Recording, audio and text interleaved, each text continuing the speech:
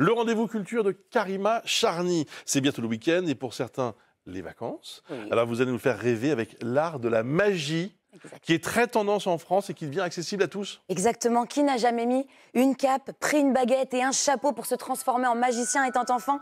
27 ans après l'apparition du tome 1 d'Harry Potter, la saga de J.K. Rowling est toujours aussi puissante en termes de vente. Écoutez bien, plus de 600 millions de livres vendus. Preuve que tout le monde est attiré par la magie et surtout le monde de rêve qui l'accompagne. Un art qui a agrandi sa famille en incluant d'autres disciplines comme l'illusionnisme par exemple, l'hypnose de spectacle ou encore le mentalisme. La magie, eh bien, elle a toujours fasciné, toujours, une sorte d'échappatoire à la réalité pour nous tous. Ce qu'on attend des tours, c'est d'être émerveillé, c'est d'être surpris. On tente de comprendre et on s'y essaie aussi. De plus en plus de Français, sachez-le, prennent des cours de magie ou font des stages. Je suis devenu accro parce que ça m'a... j'ai en fait appris comment fonctionnait l'illusion.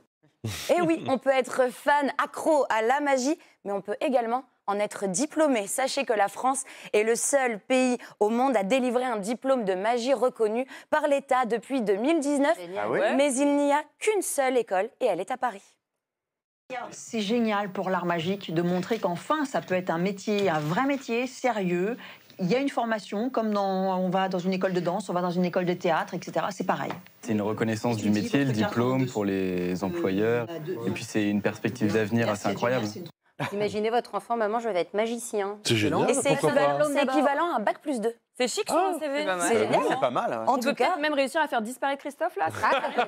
C'est plus que de la magie. Faut faire la formation là. Faut faire la formation pendant un moment. Alors peut-être que cet étudiant sera, qui sait, le futur Houdini. Alors ça, c'est un moyen de réaliser en France.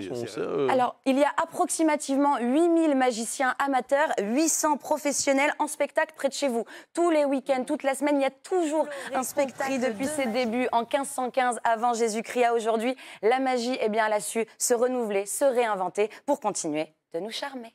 Intéressant de voir. C'est vrai que Bruce fait de la magie tous les matins. Oui, parfois j'aimerais en faire disparaître certains. Il faudrait mettre une petite trappe sous le siège de Christophe. Pourquoi c'est toujours moi? Mais posez-vous la question, mon vieux. Non, je m'en vais, si vous voulez. L'école à Paris va avoir plein de nouveaux élèves. Là, je ne savais pas qu'il y avait un diplôme de magie. C'est incroyable, non? Incroyable. Ça, c'est incroyable.